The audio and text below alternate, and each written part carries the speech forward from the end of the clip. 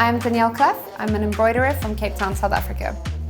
I'm on Instagram as Fiance Knowles, and I've worked with people such as Nike, Gucci, the United Nations, Netflix, and a bunch of other people.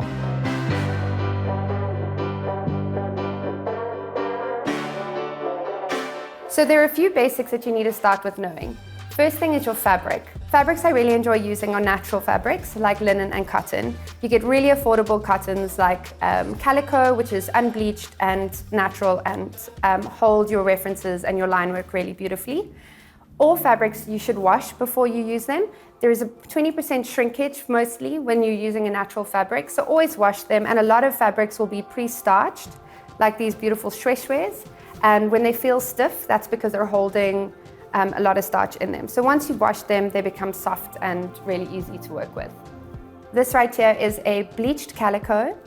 Then you have some really nice printed cottons, which can be cool to work on, and they can also choose your colors for you. These shweshwes, which are starched, you can see are really stiff, but also wash really soft and beautifully. Some muslins and linens. As you can see with the linens, they're quite sheer, but really nice to work on. You should always make sure that your fabric doesn't have any stretch to it. Stretch is not your friend.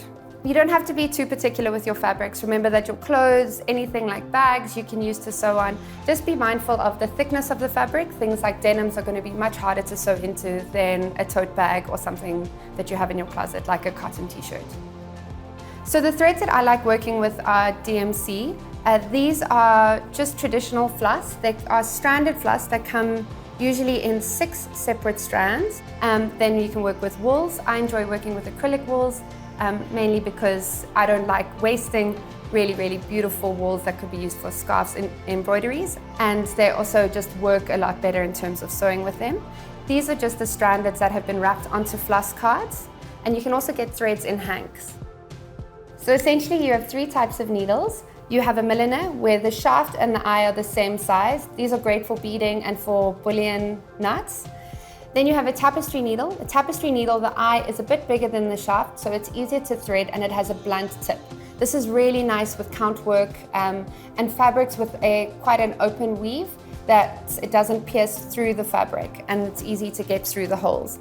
But what I really like using is just a chenille or regular embroidery needle. DMC have a really amazing range of embroidery needles that come in a whole assortment of sizes, which I highly recommend buying so that you find a needle that you're comfortable with.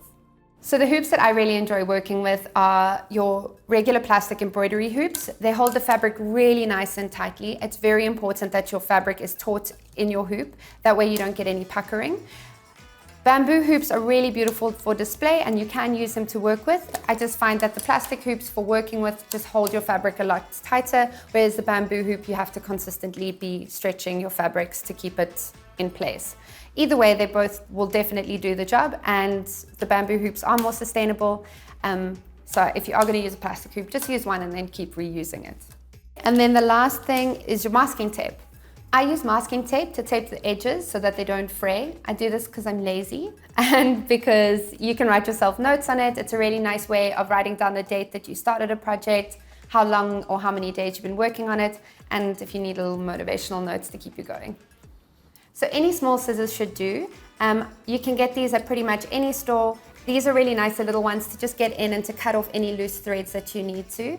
Fabric scissors are really important when it comes to cutting your fabric. And if your mom had a pair that was like, don't cut anything else with this, she was right.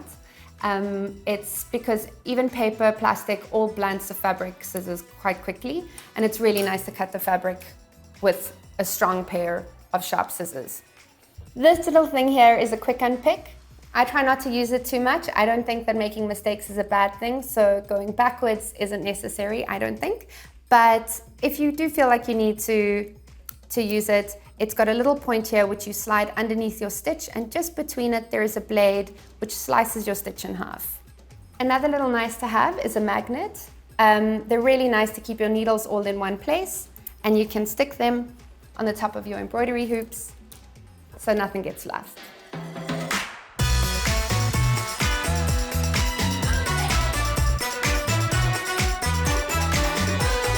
Thanks for watching. If you enjoyed this video, feel free to like and subscribe to stay up to date on all of our latest videos.